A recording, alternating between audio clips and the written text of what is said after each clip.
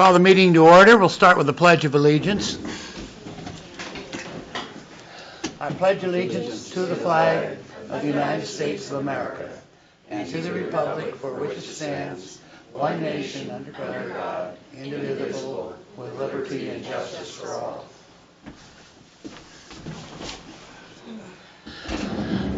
Thank you all for attending. Remind you, this is a public meeting of the Board of Commissioners. We have a visual record and a written record and a recorded record. So everything you say will be held in, will be a public comment. Obviously, we're going to have to make some adjustments to the nature of our agenda. This being the first. Something broke out at the jail, so he had to run out to the jail. Okay. So then. He's going to try to get back. All right. All right. We will dispense for the moment with Employee of the Quarter. We cannot deal with the minutes. Is that correct? That is correct. Do we have any additions to the agenda? No. Does anybody in the audience wish to provide public input? All right. We can do the insurance presentation. So, Dick, you're up.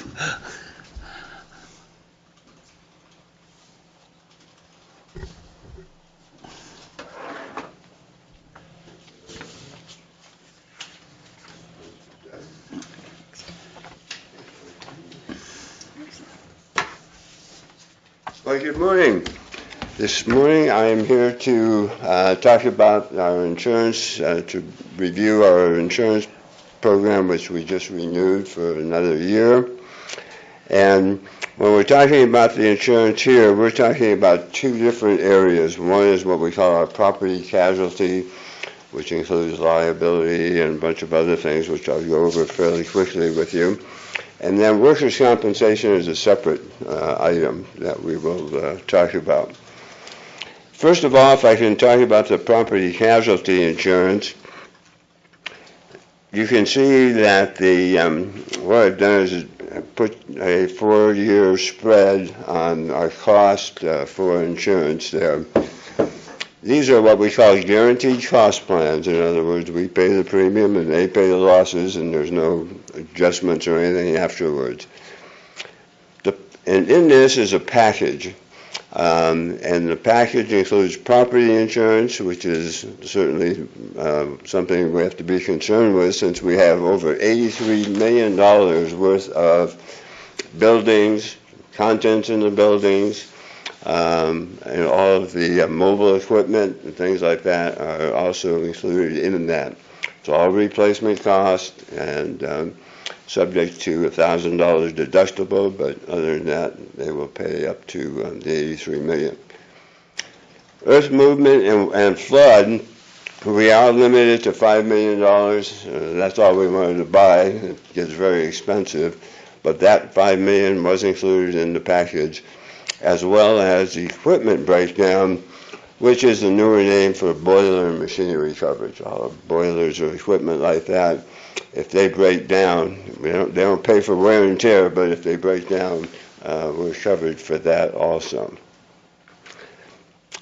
Any questions on the property insurance with that? Okay. Let's go to liability insurance, because this is the area that one thing I didn't mention on the property insurance was the cost of the insurance. You can see that for 4 years in a row, we really have been very stable. Now, this policy is with City County Insurance Service, which is a self-insured pool for cities and counties. And they've done. Can I ask a question, Dick? Sure. Yesterday, Sheriff Rowan presented to our staff meeting, and he had a CIS report of how they've done over the years and stuff.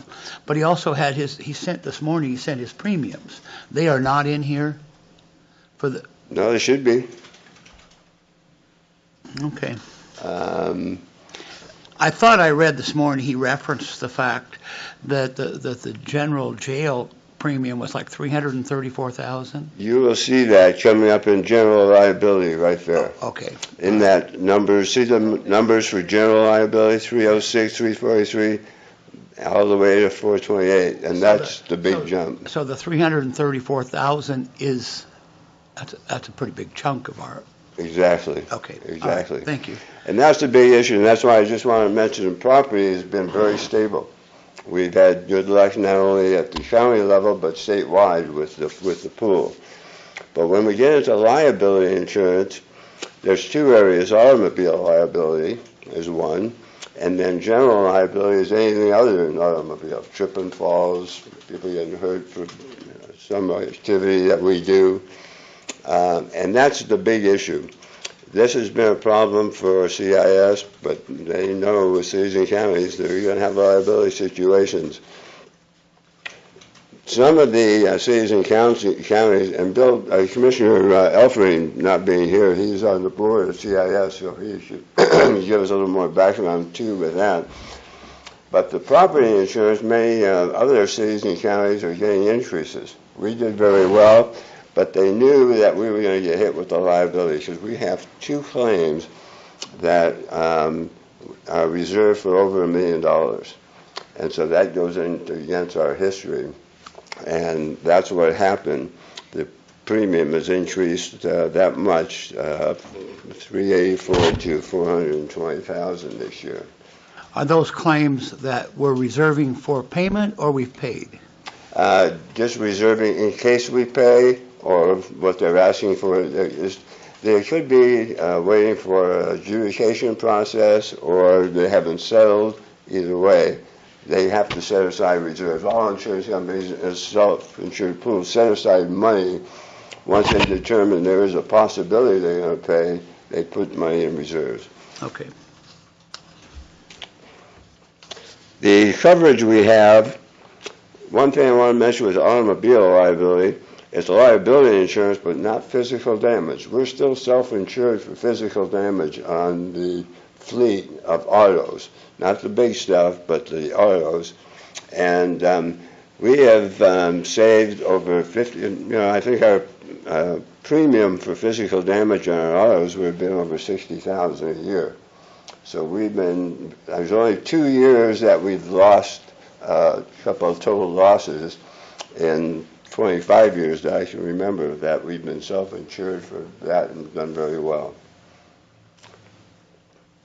The general liability, our limits, $5 million with a $15 million aggregate.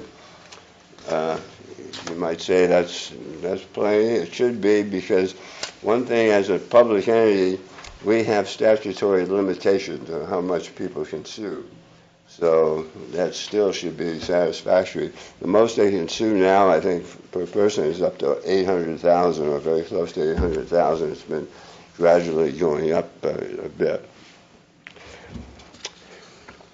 The premiums in subtotal, you can see 4 years ago were 450 some odd thousand, now almost 600,000. And this is where the liability is starting to kick out.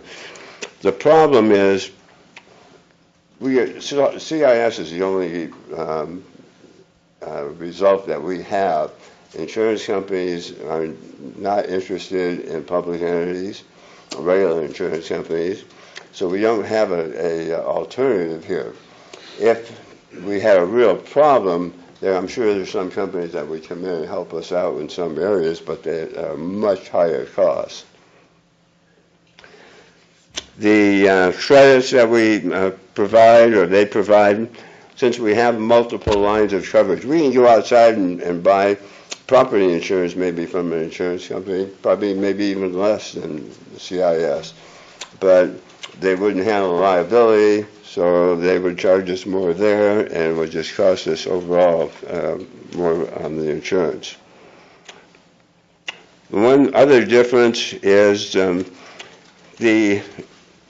think it's been about 7 or 8 years ago now, we changed from a commission basis to a flat fee basis as far as our services as handling the insurance program. We've always felt that's more fair, because if your premiums go up, why do we make more money? And if you go down, we would get less money if we were on a percentage. So we have gone to a flat fee.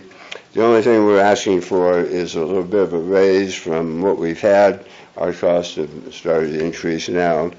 So our net cost after the credit, after we take out the allowance for what they would, the CIS would have paid us, of $59,000, we're only charging you $20,000.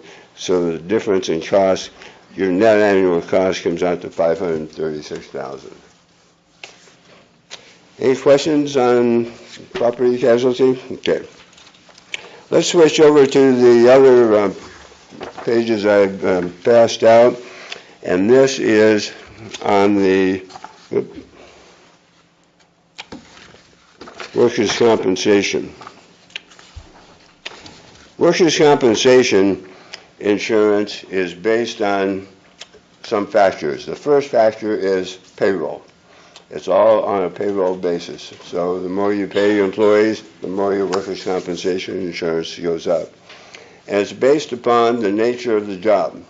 Clerical people have the lowest rate for workers' compensation because it's probably the least hazardous job we have in the county.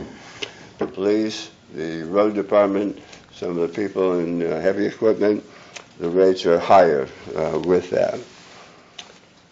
But if you look at the loss history, that is becoming the main factor in what Umatilla County pays versus Moore County or the City of Hermiston or City of Pendleton and things like this, because this is your own experience that affects what you pay for workers' compensation insurance. The first thing that determines how much you pay is what your losses have been historically. And as you can see, that first page, your averages goes up because we're bigger and things like that. But a couple of things I've noticed I wanted to make a point of.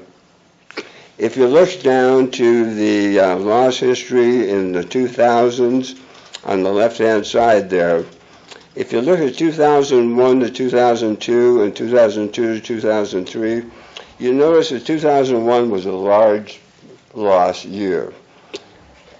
The next year, our losses went way, way down. And I've noticed that in the other columns too. Whenever we've had a large loss year, we follow it up with a very good year. I think it's maybe just luck, or maybe it's more awareness because of the losses, but those numbers are the things that really affect us with what I'm going to show you on the next page. It's what we call your experience modification factor.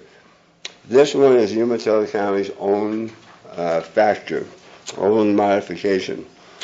And this factor is multiplied times your premium.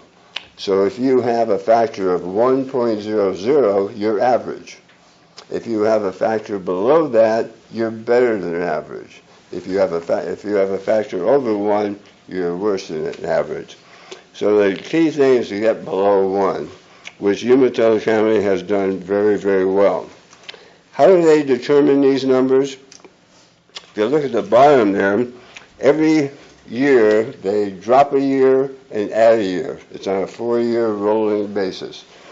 So the year we just ended with 2016 to 2017 just got added into your calculation, and we dropped the year of 2013 to 2014 to determine your mod for 2018 on the right went from 0.78 to 0.87.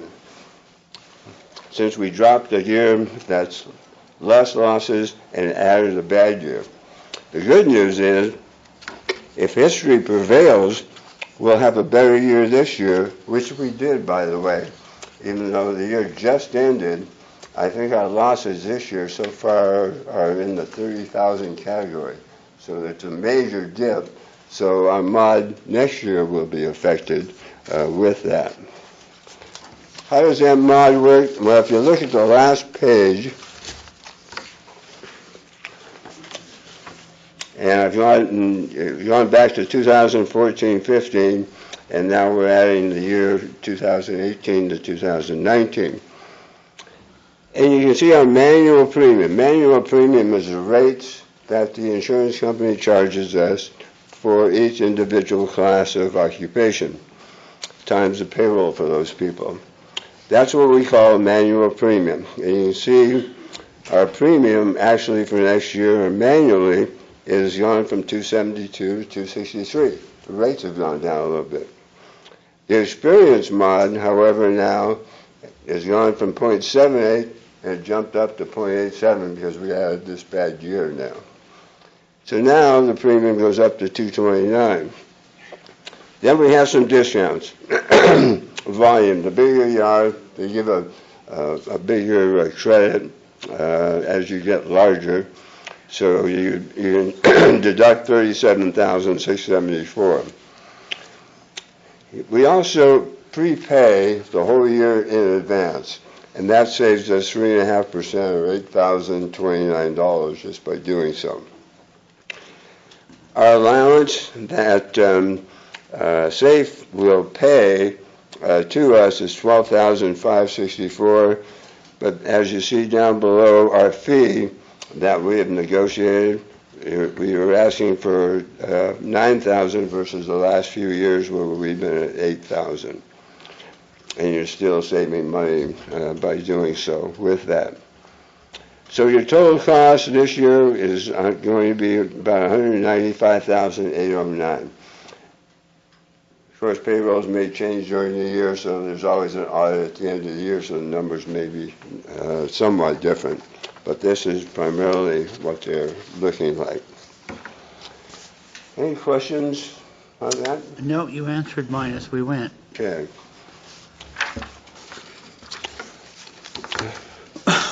One other thing I just want to mention, Commissioner, is I mentioned there's two options. There's CIS and there's SAIF. One of the reasons we have selected SAIF is because of the dividends they've been giving. And I didn't pass this out, but I'll do so now.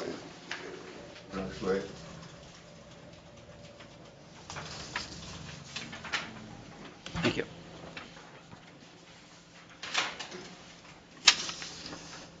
Dividends are not guaranteed. Dividend is just like any other company. If they have a good year, they declare a dividend and give money back.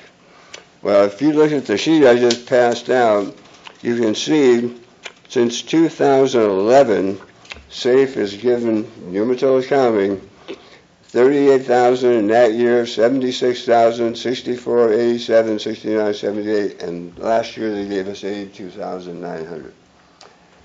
If we'd gone with CIS, we would not have received that. So this is where SAFE has become so competitive that it's just hard to turn down. Now, dividends are not guaranteed, but when they can do it 7 or 8 years in a row, either they're charging too much up front or their experience is just getting that well that they're able to give back money to their clients. And with that, I will end my presentation unless we have any other further questions. No. As we can see, staff has recommended that we continue with our current coverage. However, we'll have to take formal action at a later date. So, thank you, sir. All right. We'll go back to an earlier part of our agenda, and that is recognition. The Umatilla County Employee Excellence Committee was created to acknowledge and commend the efforts of employees who serve the citizens of the county efficiently and effectively with a focus on professional development and outstanding customer service. In that spirit, the committee wishes to share with you the nomination letter from your peers that warranted this recognition, and congratulations. I would like to nominate Riley Wortman for Umatilla County's Employee of the Quarter. Riley is always willing to go above and beyond the call of duty for his co-workers.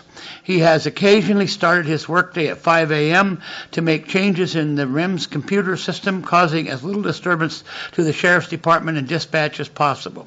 He very patiently assists co-workers dealing with computer issues and explains things thoroughly. Riley continually does research to increase his knowledge of the ever-expanding technology field. He is a valuable asset to Umatilla County with his skills. He always has a cheerful attitude and is a pleasure to work with. Riley is one sharp cookie that is a bright spot in my day. Riley has only been working for the county for 4 years, but what an impact he has made. His wealth of knowledge, problem-solving skills, and quick, friendly service have made him an outstanding member of the IT team. He has definitely lived up to the county's motto of serving the citizens of Umatilla County effectively and efficiently. Whether it be Google whiteboards in the jail or Raspberry Pi video viewers for A&D and the courts, he is always finding ways to solve issues that improve productivity, reduce costs, and improve security. Congratulations, Riley. You are being rewarded with a certificate. You also get an Excellence Award that gives you 8 hours of paid time off. And so I appreciate the line that I hear so often from you, and that is the fact that no question is that stupid, or too stupid. So you're very patient.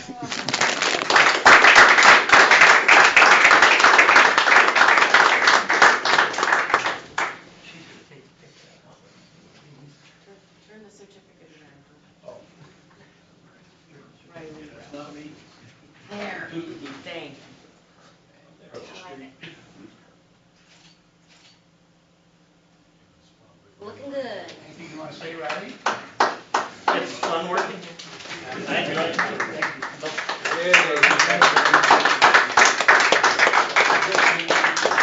Bag of candy.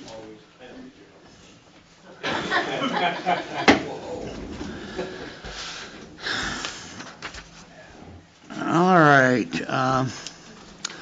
Council, you're going to have to help me. Item number 1 was the presentation. Law enforcement vehicles is action, right? Right, the remainder are all action. So, lacking a quorum, what's the... Well, you can't really take official action to continue it because there's no one to do that, so basically it'll have to be rescheduled. But someone does on some time constraint. How much time do you have? The orders need to be placed before the end of August in order to get the current year of vehicles before they change over completely. What's the time constraint on the new vehicle for Commissioner Givens? Okay. But I think hopefully there will be time because we can just have the open period for about 10 days, so that should give you time to have a decision in July. And so that way, if you have to, in August, can make the other. Yep. So it'll be rescheduled to whenever we have a quorum available. All right, thank you. Okay, thank you, Dave. Yep. Lacking our ability to conduct the business of the county, I'll declare the meeting adjourned.